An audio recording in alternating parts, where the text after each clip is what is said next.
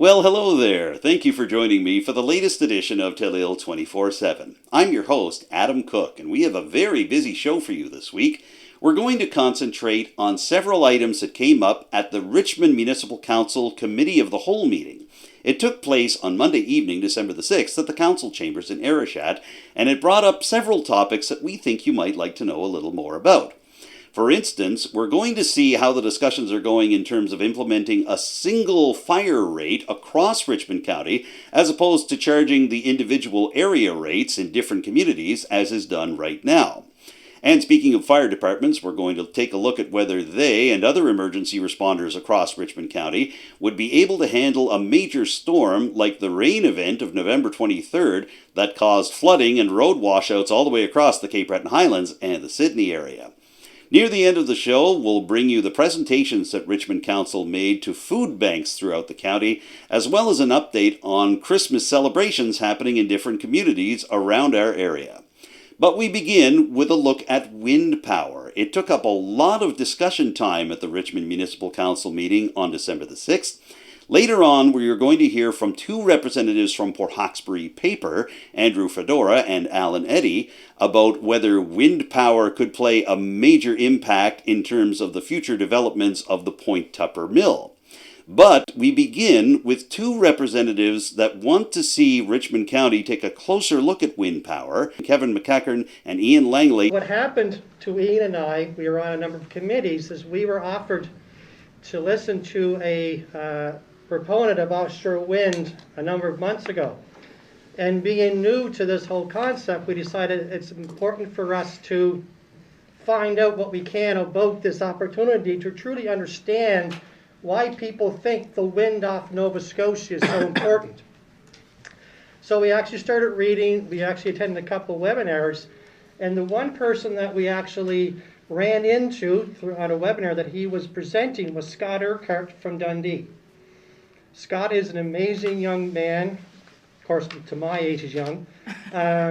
He is the CEO of a company over in Denmark who's been involved in the offshore wind industry for over 10 years. So all of the real important information is not coming from Iaian and I tonight, it's actually from Scott and other people who gave us the information. Nova Scotia has one of the best winds for generating power globally. Together, Nova Scotia has the technical potential to create over 900 gigawatts of power. To put that in perspective, right now Nova Scotia uses about 3.2 gigawatts a year. So 3.2 gigawatts to 900 potential. So we know no one's ever going to want to put that many windmills out there, but however, the capacity to find ideal locations off of Nova Scotia that do not impact other users of the oceans, i.e. fisheries, boat or stuff like that, is very possible. So as we go through this, I want you to remember that important factor, is that Nova Scotia has some of the best winds globally, and that we have major capacity to pick and choose where these installations go. So my perspective on this is from a seafarer, and most of my career, in excess of 20 years, was on offshore support vessels. And just driving into the chambers here this evening, I've come across many houses, especially through West Arishat to here, and I could point out many homes where there's people who worked on board these ships with me. Very little regulation in the offshore industry of Nova Scotia at that time. In later years, offshore oil changed to gas. ExxonMobil started the Tebow field, and regulation was increased, both provincially and federally. Canadian Nova Scotia Offshore Petroleum Board was formed, and there was much regulatory oversight.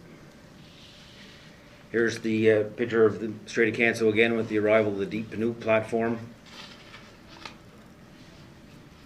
And then offshore gas in Nova Scotia came to an end.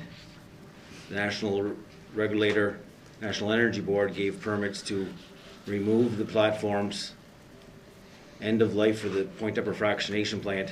So what do we need to resolve, if anything? One, We need to protect and meet legal obligations which Nova Scotia has for moving away from coal-based electricity. We have untapped energy, which leaves the provinces vulnerable and reliant to outside sources. With looming closure of Nova Scotia coal-fired generating plant, further job losses will result. This places further pressure on rural Nova Scotia and a need to generate a green economy. If offshore wind is considered to be part of the solution, we would need to review and update provincial regulations and policies. Offshore wind is an option in the North Sea today. Not only for Denmark and Norway and the UK, but other parts of the world. And if it were to be part of the energy mix for Nova Scotia, much of the regulatory jurisdiction and for offshore has been complete. There's a lot of hard work done between the federal and provincial governments and between jurisdiction boundaries in the different provinces, and that's all complete. Offshore wind is an option in part of the energy mix, as well as marine renewables, hydropower, biomass, solar. We have marine renewable energy demonstration in the Bay of Fundy through Tidal. If offshore wind were to become an option for Nova Scotia, Chedabucto Bay could be a good demonstration area. Any new energy option could face opposition. In the UK and the Celtic Sea, they have good regulations around approach to spatial design, habitat regulations and assessment. That regulation considers leasing designed at a pace and scale to support supply chain and infrastructure development. It has a phased-in approach to maximize the local supply chain as well.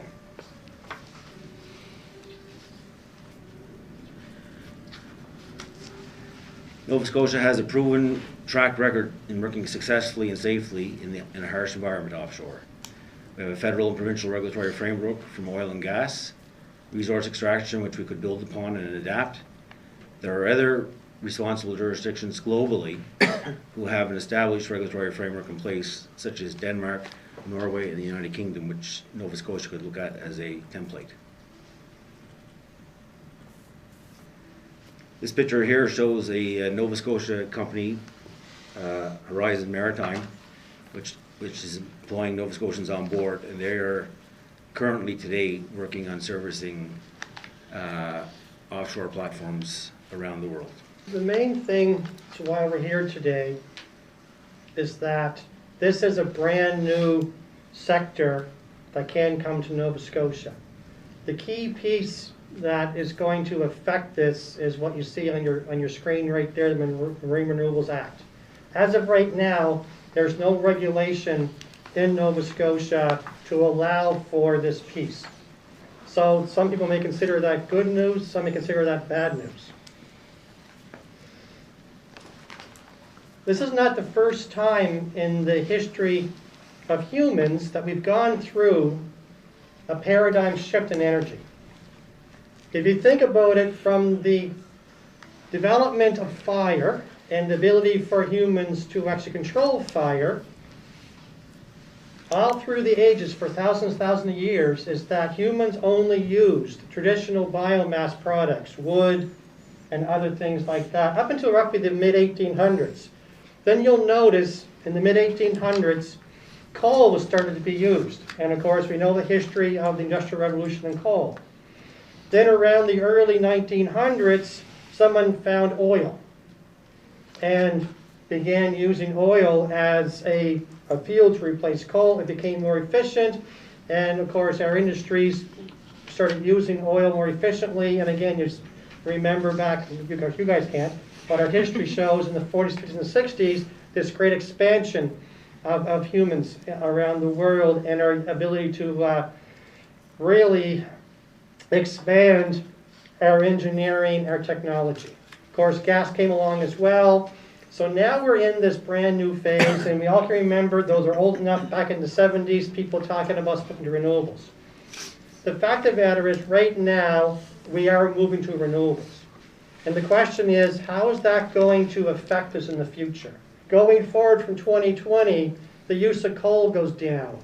The use of oil goes down, natural gas goes down, and there's the expansion of, renewable resources.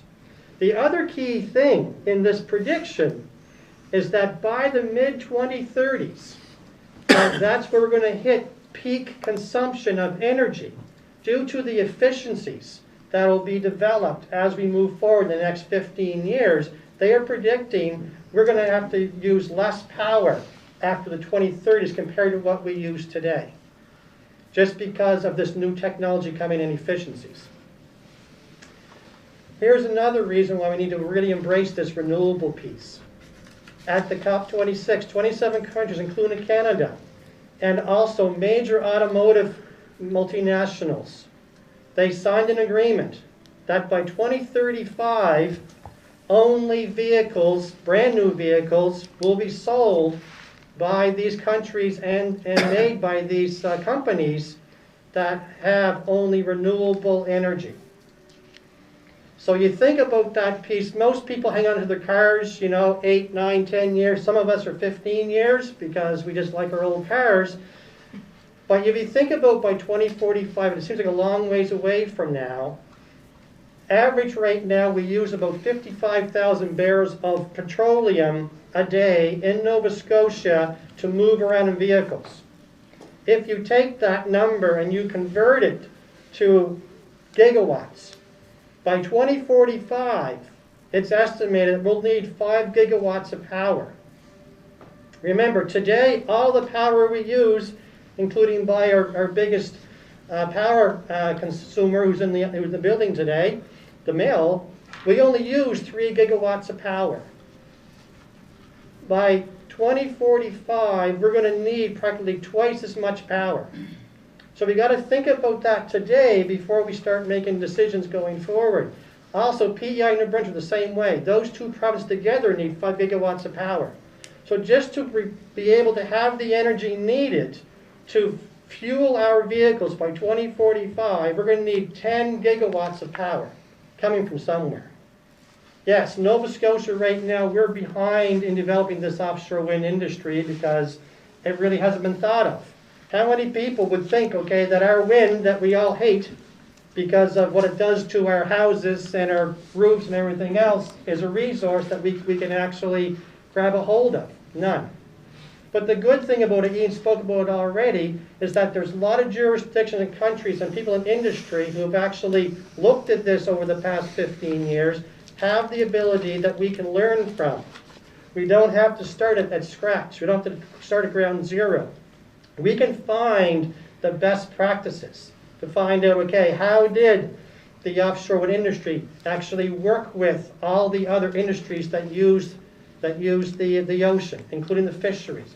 How did that all work? How do we set up policy so that everyone can work together? The other great thing is Nova Scotia has a major tradition of marine services.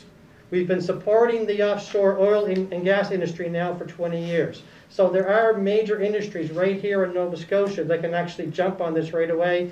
Ian spoke of one.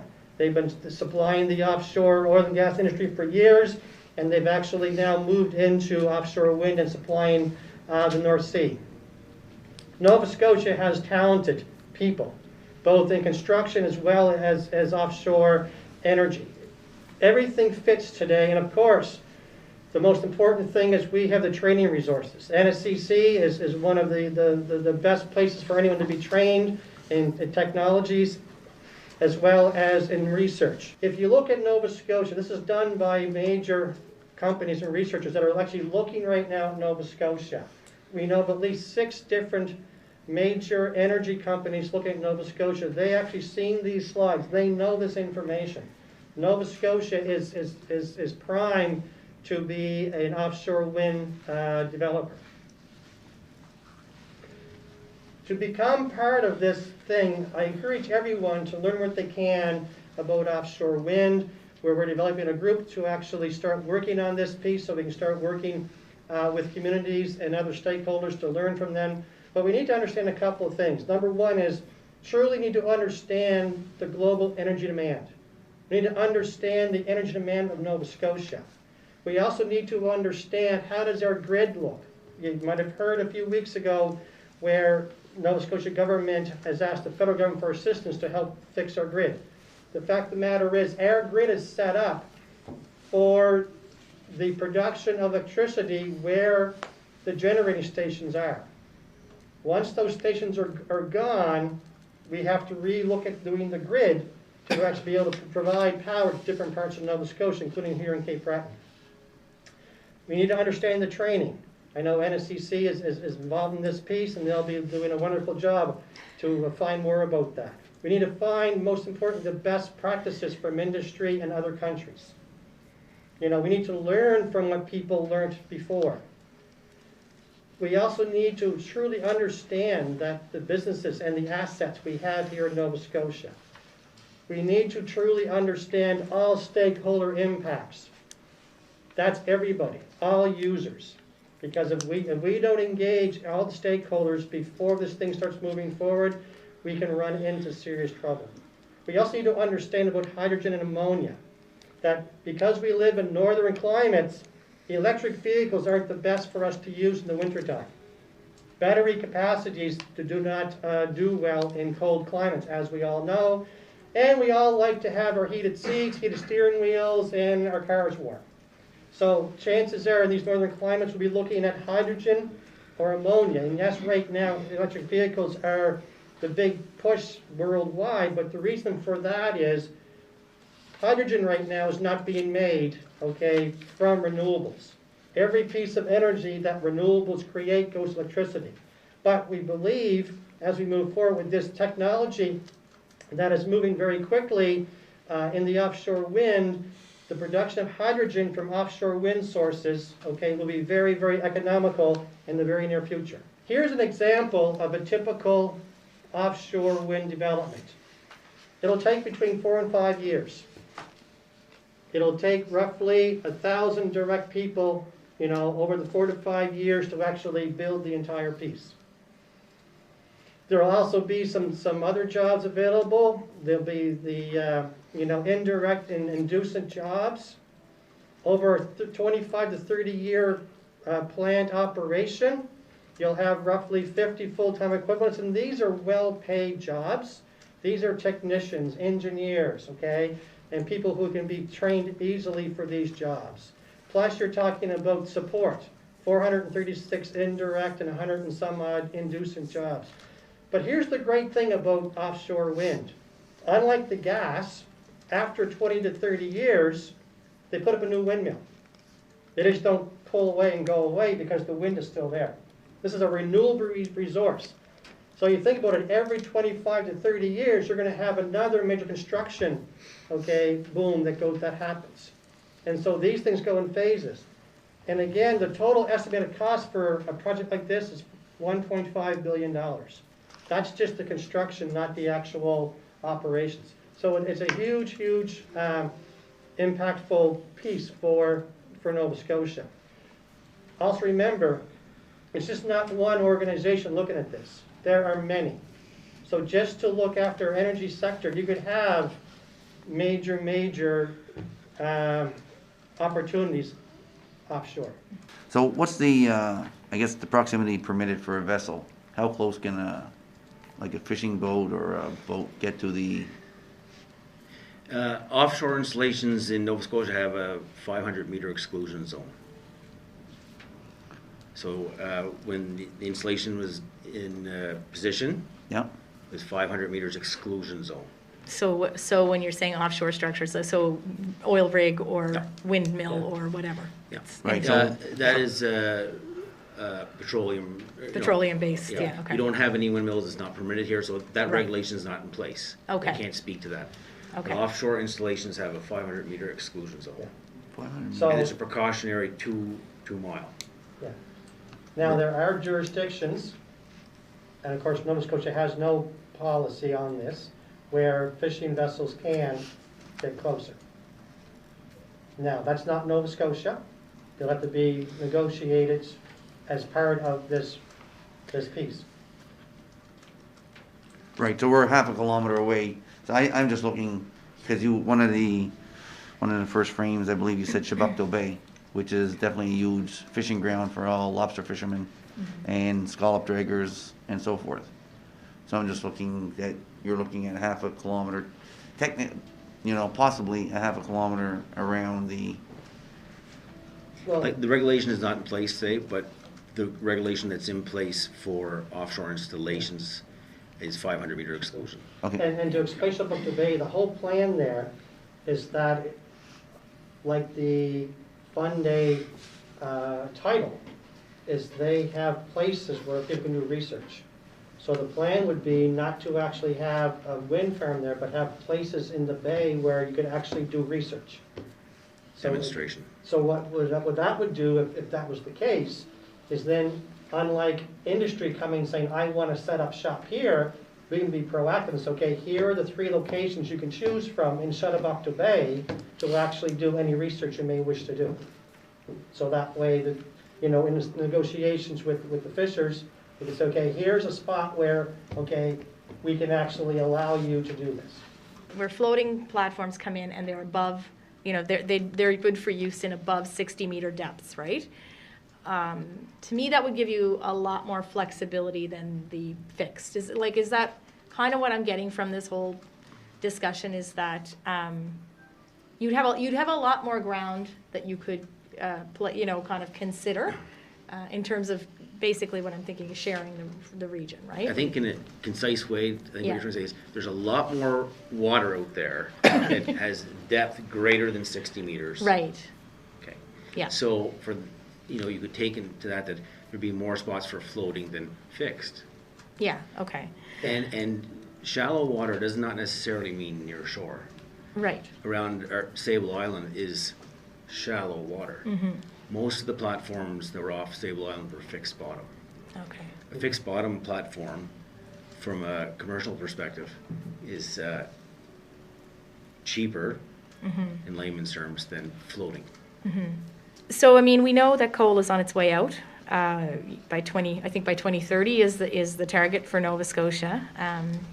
Obviously, it's got some pretty significant impacts that it will have on this region with our coal generation plant here in Point Tupper, but on Cape Breton Island in general, between the installations and CBRM, we've been basically powering this province for almost 100 years, 75 years or so. And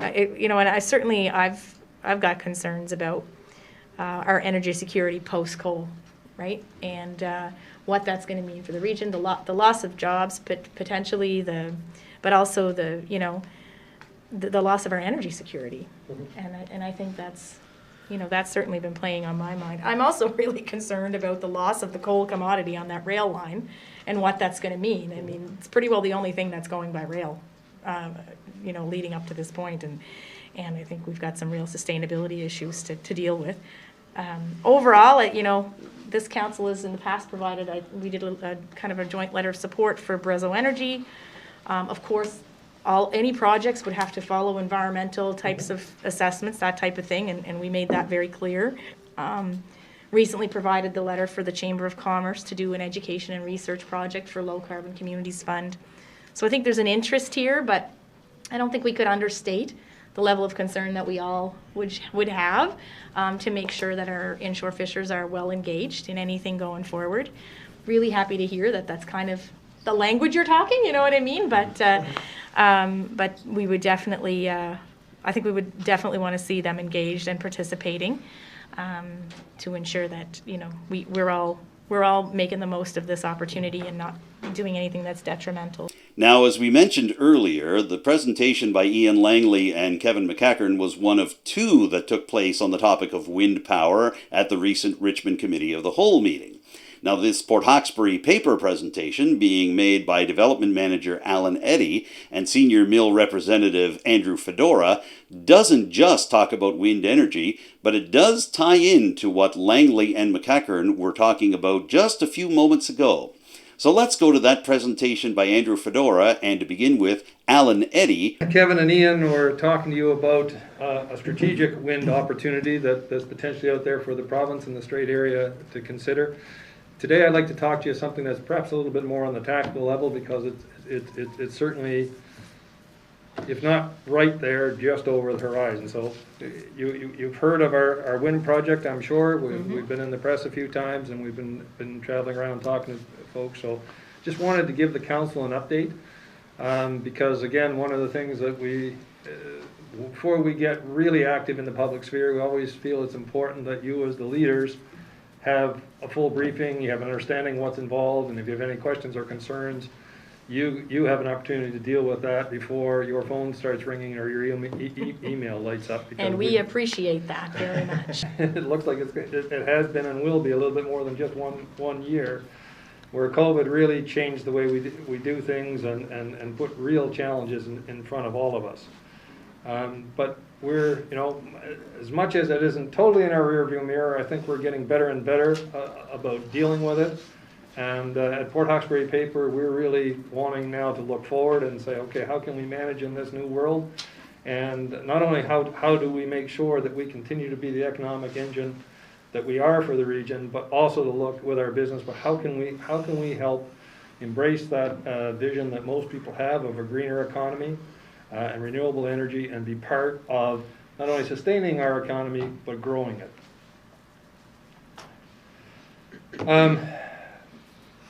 Because tonight we're giving you this briefing and indicating to you that, well, it's not tomorrow. We believe it's not too far in the future that we're going to be actualizing this. You're rightfully going to ask yourself, yeah, we get lots of presentations from lots of people. Why should we believe? Because things don't always happen the way people put them forward. And I think one of the ways to consider what's going to happen in the future is to look at what's happened in the past. I'm not going to spend a lot of time on this slide because, again, you folks were very kind to us and allowed us in here less than 12 months ago where we went over a lot of this material. But it does speak to the fact, I believe, that Port Hawkesbury Paper has a very strong track record of doing what it says it's going to do and delivering very strong results for the region and the province. And so we believe that Port Hawkesbury Paper Wind is building on the strength of Port Hawkesbury Paper Foundation that's been developed. There was reference earlier this evening to one of the larger users, and all of you folks are well acquainted with that story. Port Hawkesbury Paper is indeed the largest user of energy on the provincial grid. We use about 225 megawatts of power.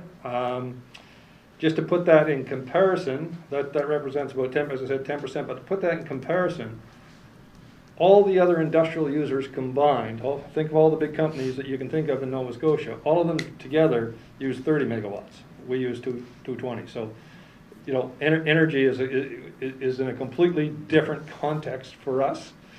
And so we've had to be very, very innovative and progressive on how we manage energy and how we work with the utility. Again, most of you are aware that we have a unique tariff in place that was approved over a year and a half ago now. Maybe we're creeping up on 2 years. Gosh, time flies. But again, on that premise that Port Hawkesbury Paper delivers what it says it will, when the tariff was put in place, it was projected that it would produce about $6 million worth of savings that would have been shared with the rate base, Nova Scotia Power, and a certain portion of that to Port Hawkesbury Paper. And in the first year, the results were $7.3 million. So when it comes to these kinds of things, we have a strong level of expertise and a good track record of doing what we say we'll do. Again, as was pointed out in the previous presentation, everybody now is looking towards a low carbon sources to drive that's driving the innovation, that's bringing out new thoughts, new ways of doing things, and we've been very pleased by the local support to this point in time. We've probably for about a little over 2 years, been talking somewhat publicly about this project. We've had a few news releases. We've been making the rounds of councils, updating folks on this, and we've had lots of support. Good pickup in the press, particularly interested in the fact that the Warden Pitts from Guysborough got picked up in the Toronto Star, saying that he thinks it's a phenomenal project. And as I keep telling everybody, we do too, and we're working hard to make sure that his perspective is maintained. So what's going on right now? In terms of the project, to bring one of these projects to reality, you first have to pick a site, and then you have to do some on-site testing of the wind resource. We've had Met towers in place since January, so we're coming up on a 12-month collection period, and that's the minimum standard if you want to go to commercial financing. You have to have at least 12 months, and in many cases, 18 to 24 months worth of weather data. So we're well down the road on that. The other thing that's probably worth understanding about collecting that data is that when you're doing that, it's not so much to confirm that there is enough wind there to have a project. The metadata, the wind atlas and things like that are sufficiently sophisticated now that if you have the right people doing the right work, it's highly unlikely you're going to pick a site and find out, oops, there's not enough wind there. These studies are more about learning how to get the most power from those sites. What kinds of turbines, how should they be sited to take advantage of the individual wind regime, because wind is not just wind. There's a whole bunch of factors that affect how it will interact with your wind farm. So we're well down the road on that one. And of course, the other thing that everybody is always concerned about is the environment. And obviously, a project of this nature is subject to an environmental assessment. In our case, it would be a Class 1 EA under the provincial regime. And starting back in April, we let the first part of the contract to begin with the migratory and nesting birds studies. And then later in June, we let the rest of the contract. It's with Strum Engineering, again, probably very well known to many of you. They're one of the leading firms for doing this kind of work in the province. And so they're well down the path on the various studies that are required. And to this point in time, of course, I can share with you that there is nothing that's been turned up that's problematic or concerning. Obviously, as part of the environmental assessment process, we will have specific public consultations around the findings of that, and that will probably be early next summer by the time the report is finished and ready for those kinds of consultations. But I am pleased to share that we, in terms of progress, we're well down the path, and to date, no issues have been identified. One of the things that I should have mentioned earlier is that we've actually set up a separate company now to do this. When we started the first year and a half, we were doing it as Port Hawkesbury Paper. Just to make sure that we have the right focus on this, we've now set up a separate limited partnership. It's called Port Hawkesbury Paper Wind. It keeps its heritage with Port Hawkesbury Paper, but it's a separate entity. And we have engaged an experienced executive in the wind industry to help be our project director and help provide the horsepower that's necessary. As the deeper you get into this, the more expertise you need to drive the train. And so we're very pleased to have Mark Savory on board with us. We've been working initially and continue to work with the Canada Infrastructure Bank, of course, which is is a federal organization that's responsible for helping to facilitate green investments. It's important to know that our discussions with them, it's not about grants, it's not about free money. What they do is help facilitate commercial financing, and in doing that, it's the way they can help structure loans and help de-risk it for the commercial sector that would do it. And they have been very interested in our project, and we've as recently as this summer have had representatives from the Infrastructure Bank to Nova Scotia, showed them the site where our towers are, and had meetings with them and showed them our site in Port Hawkesbury. In the context of a project that will probably be well north of $200 million to construct, $1 million, maybe not that much, but by the same context, I think we can all agree is not coffee money, and it's not the kind of money you spend if you're just kicking the tires. So I think that's another indication that we are very focused on this project. As recently as last week, our owners, Wayne Nystrom and Ron Stern, were in town. We had a number of meetings with different interested stakeholders on this project, And the owners are very focused on seeing this project come forward. Having said all that, like any large project, these are always stage gated, and you go so far and you say, does it make sense? You go another part. And that's been the nature of our development to this stage, and we are still not here tonight announcing that we're going to start building that farm tomorrow. But I can tell you that we have made some very significant progress on it. There is substantial commitment to it, and we've made significant investments already, which gives us a lot of confidence that we're going to see this project come to fruition. And while, and I probably should have mentioned, if you're not aware, that the physical location of it is actually in Guysborough County, just right across from the mill on the height of land. And the intention is the project would be a behind-the-meter project, which fundamentally means it would feed the mill when it's in operation. And so while it's not directly in your jurisdiction, there certainly is a right-hand, left-hand piece to this. Absolutely. Because when you go back to how existential the cost of energy is to an operation like Port Hawkesbury Paper, using the amount of things, it's two things. One, it really helps Port Hawkesbury Paper, and by extension Richmond County, contribute to decarbonizing the economy and addressing greenhouse gases. But if we can make this shift to renewable, that portion to renewables, and it adds dramatically to the sustainability of our operation. Mm-hmm. The more dependable energy costs that we can have and be able to plan out in the future, the more sustainable our business. Public consultations, you said, on the environmental assessment side would happen summertime, you were thinking? By the time Strum wraps up their work? That's correct, Warden. It will likely be the spring before all the field work is conducted to it. But in advance of that, we're likely going to be out with general public, just awareness type consultation as opposed to speaking to the specifics of it. That's awesome.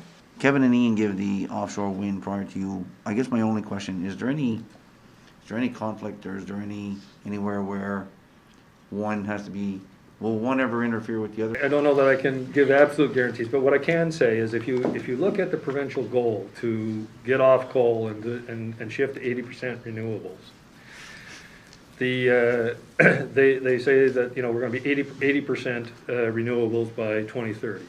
Currently, my understanding, and these are just broad figures, is that the province is at about 40%. When muskrat starts flowing full speed, as we've been hearing on the news, is going to happen in other things, that'll add about another 20%. So that would take us up to 60%.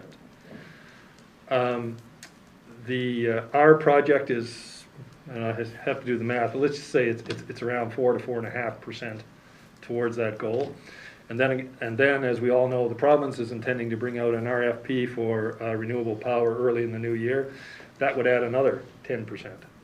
So even with all of us put together, there's still probably somewhere about another 5% that's going to have to be filled in. So relative to what's going on in the province right now, we certainly aren't in conflict with any of that. And in fact, we need us and more.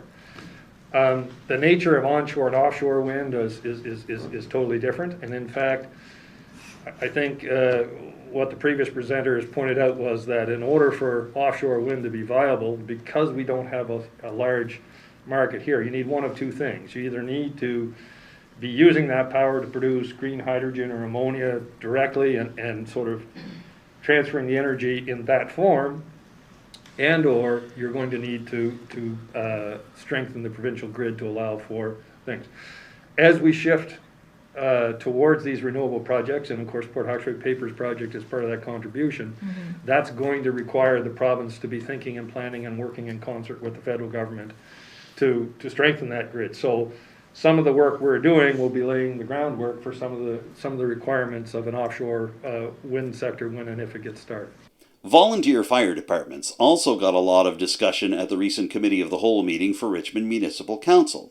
Specifically, the county is trying to figure out whether it can replace all the individual fire protection rates charged in different communities around the county with one single rate that would apply to everybody.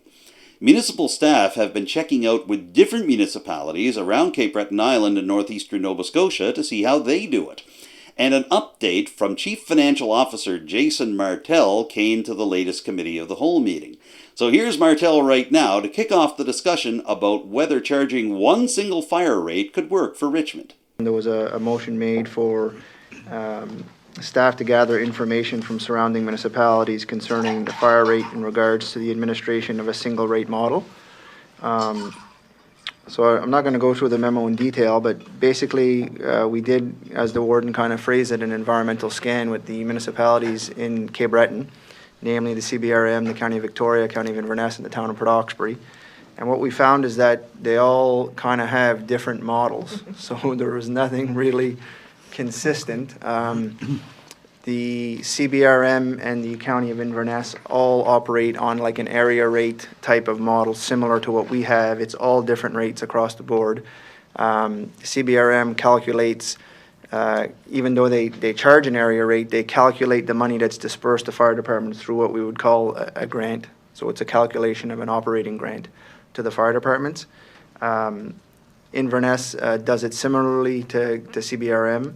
And the County of Victoria does it like us. They charge an area rate and they simply flow that money through to their fire departments. And the town is a little bit different than all the other three in the sense that the fire department is basically considered owned. So the budget is actually included in the operating budget for the town, and they pay the bills directly of the fire department. So the scan didn't give us a lot of information. It was a learning experience for myself, and we did chat about a whole kind of different things and how they operate. But I guess in my memo I explained to council that it's difficult to operate on a single model in an overnight situation. It's more going to take time to assess a lot of different things before you get there. The only way in which the only alternative way is that you could set a single model rate for the 2022-2023 budget if you basically just use the prior year's numbers and then roll them forward and either leave them status quo or look at an inflationary increase over the last year's numbers. It would still be a shift away from assessment times rate, but then because the last year's amount would be the trigger to carry forward to the next year in the budget. So I'm saying we could do it, but it would kind of like putting the cart before the horse because we would not be operating on an as-need basis right away. If you just want to have a single rate, what we're saying is we think we can get there in this budget year, and then all the heavy lifting or the work will kind of be done subsequent to that. So we could do it, but really we think the proper way to do it would be to follow the steps outlined in the memo before you get to the single rate. I think if the funding wasn't necessarily changing next year for the departments, to do a single rate wouldn't really be advantageous to the taxpayers anyway, right? If the departments in need aren't going to see the difference next year. Right. But my thoughts on this were, is it possible, I think we had mentioned to look into, Pictou County is undergoing something similar right now, and I believe the former fire services coordinator had made contact with them. I'm not sure how much information was gathered there, but they're probably in a closer situation to us than necessarily like Port Hawkesbury. I understand that wouldn't, it's kind of a little bit different, apples and oranges situation there. It really doesn't, but Victoria and Inverness especially would be somewhat similar to us, but just where they're going through this right now, that might be key to find out what bumps in the road they're hitting at this point and what's working, what's not.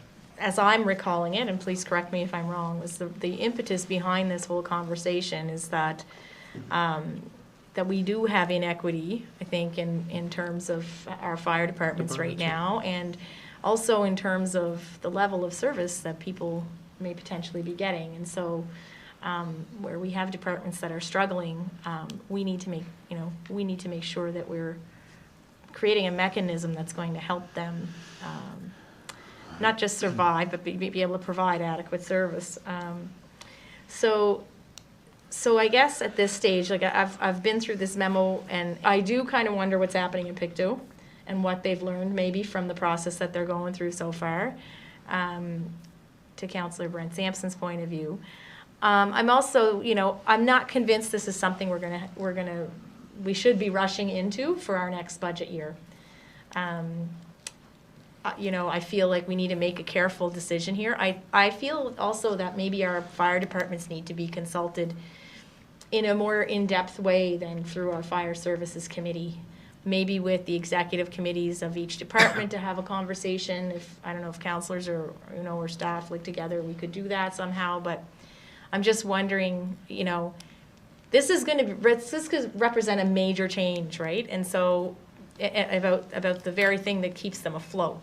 So I really feel like we need to do some you know, have Public some hard, consultation. yeah, some hard, you know, harder conversations around, well, if that's gonna create a pain point for you here, then how do we mitigate that? I tend to agree. I don't believe there's any need to rush right into it and put something in place that's going to make us go backwards, I guess, instead of forward. I will say in talks with, you know, myself and Councillor Sampson, that in talks with all the chiefs, they seem on board to come up with a solution, and they seem willing to work towards a solution that Right. will help the departments that are, I guess, less well-to-do, I guess, is the best word, though. Yeah, like I guess I'm wondering if, between the information that you've collected so far, Jason, and then maybe what we might find out from Pictou County, like, maybe we take those as, you know, this is what's happening in other places and gather the feedback that way from our specific departments. You know, they're probably, you know, they may be well aware of the the situation with how these rates are being charged already, but it would at least serve as a launching point from which you could have a more in-depth conversation about it. I think the Fire Services Committee is probably the place for that. Like, I don't know that we'd have to go too much beyond that into the department. I guess I just worry about sometimes people's willingness to share, you know, maybe more difficult information in a wider group setting like that. Most of the oxygen there is used up by like one or two people, 2 or 3 people at most. And there are some that, you know, are a lot quieter through these meetings and maybe in a one-on-one setting or in a, yeah. So perhaps we could have a motion then to ask staff to collect information on the Pictou model and what's happening there and bring that back to council. And then at that point, maybe we could even ask for staff recommendation on, you know, consulting with departments. Would you feel more comfortable being involved in that or otherwise, you know, in terms of, because I think this is something that's definitely going to have to come back to the council table, right? So, so we could maybe as a group consider how participatory we want to be in that consultation. So, okay. All right, so could I have a motion then to request that staff investigate the Pictou County model to get us started? I'll make that motion. Thank you, Councillor Sean Sampson. Could I have a seconder? I'll second that. Thank you, Councillor Digdon. Any further discussion? Question? All those in favor, please say aye. Aye. Aye. Those opposed? Okay, that motion is carried. Volunteer fire departments also played another major role in a different discussion topic for Richmond's Committee of the Whole. Specifically, what could Richmond County's volunteer firefighters, emergency responders, and others do to protect county residents if a major rain event happened, like the one on November 23rd that caused flooding and road washouts around the Cape Breton Highlands and in the Sydney area? That discussion topic came up at the Committee of the Whole meeting on December the 6th, so let's pick things up with Warden Amanda Mumbercat and see where it's going in terms of future protection in the event of a major storm. You know, really, this was in the wake of the heavy rains that wreaked havoc in much of Cape Breton last month. Unfortunately, Richmond County was much better off than some of our counterparts up in the northern end of the island, certainly. But it did bring to my mind that I don't think as a council we've discussed any processes in place for us to be, you know, directly updated by our emergency management coordinator, either sort of before, during, or after storms. I know we've received information kind of, you know, informally, which is really great. But I'm wondering if we should have, you know, kind of a more regular updating around that. I think also, personally, I'm interested in learning more about our procedures related to setting up, you know, emergency shelters at various halls. What are the connections to the fire department, RCMP, and the senior safety coordinator regarding evacuations, like potentially things of that nature? I will speak on part of behalf of the fire services. Our EMO has introduced himself to all the fire chiefs in the area and has given them the contact information. But it would be nice to I guess it'd be nice for us to know the process and the layout so that we can relay it to our constituents. You know, if the power goes out in your area and there is a storm, who do you call, what do you do, and where can you go? That might be what we want to ultimately have in place. I think there is emergency centers out there. There are, and yeah. designated ones, yeah, so I think that, you know, before these storms occur, all this, I know it's public, or it's probably on our website, but, yeah. I'd like to learn more about what Yeah. criteria need to be met before those become activated, Right, right? And yeah. what are some of the specifics around that, and what's, that the, like, counselors being notified needs to be part of that process. Would it be possible, do you think, or would there be an interest by council in having having a presentation from EMO just to give us an update on some of the things that are going, or like some of the things that are happening, like in response to these kind of increasing intensity in our storms? Would folks be interested in that? I think it'd be nice to, it'd be nice just to have guidance to find out, you know, Well- instead of just giving them all his number, it'd be nice to find out what the criteria is. Yeah. Or, again, I think everybody kind of has to be on the same page, you know, where we go and what we do. You know, and maybe it's just negligence on my part, but if somebody called me tonight, I know that our local hall is set up, but other than that, I would be remiss to say where else Right, is. We could probably work something out to Yeah. get some information off to councillors. yeah, that'd be great. Christmas traditions always come out around Richmond County and the Strait area at this time of year, and they even happen at the Richmond Municipal Council table. Every year, the council provides $2,000 donations to food banks all the way around the county. This year, representatives from food banks in St. Peter's and in Isle Madame came to the Committee of the Whole meeting to accept their donations. And you're also going to hear in just a couple of moments about different community Christmas celebrations that are happening right now. But by the same time, there's a warning from Warden Amanda Mumberket about the importance of providing proof of vaccination at many of these events and being patient with volunteers that work so hard to be able to get this holiday cheer up and running every year. So let's hear from Warden Mumberket right now about the Christmas celebrations and the food bank donations.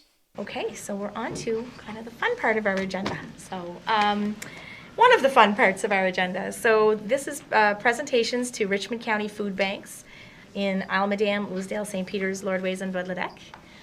So I'll, I guess, ask folks to come up and maybe we'll take a quick picture. I just wanted to take a minute at the council table to provide us all with an opportunity to just have a quick discussion on the primarily volunteer-based community events that we've seen happening around the county, ones that have already occurred and that are still to be scheduled that are to celebrate the holiday season. I know Councillor Sampson in Lordways last weekend, there was a successful food drive for the food bank that happens every year, and you know, just dedicated volunteers around that. On December 2nd, it was great to see the three of you at the Straight Richmond Hospital 18th Annual Lights for Life Christmas tree lighting, so that was lots of fun. Even though I was very last minute to get there. I appreciated you turning the lights on just as I parked the vehicle. So it was a great turnout though, and great to see Santa. So I think on December 3rd was celebration in Petit de Gras. Yeah, the tree lighting in Boudreau, yeah. Right, and of course December 4th we had the St. Peter's Village Tree celebration in the afternoon, and then later that evening, the Rocky Bay Christmas tree lighting in the evening, and I think it's on Tuesday. Tomorrow is the Lions Club Christmas celebration on their waterfront property. I have to give the Rocky Bay Irish Club a great shout out for the entertainment and the hospitality and Yeah. just a great setting. It was an all around. It looked phenomenal. I saw the pictures. They were, yeah, absolutely. If I hadn't been completely exhausted from the 25-foot Christmas tree extravaganza we did in St. Peter's, I definitely would have been there. But I was sorry to miss it for sure. But I do want to just note that a lot of those events are being planned by volunteers coming into the Christmas season when there's no time to do the things you need to do, let alone all this community stuff, and I want to thank them greatly. I also know that many of our volunteers are trying, they're working hard to find ways to celebrate while keeping people safe during this pandemic. And I would remind the public that they're obligated to follow public health protocols. It's not a choice. It's an obligation and a legal requirement.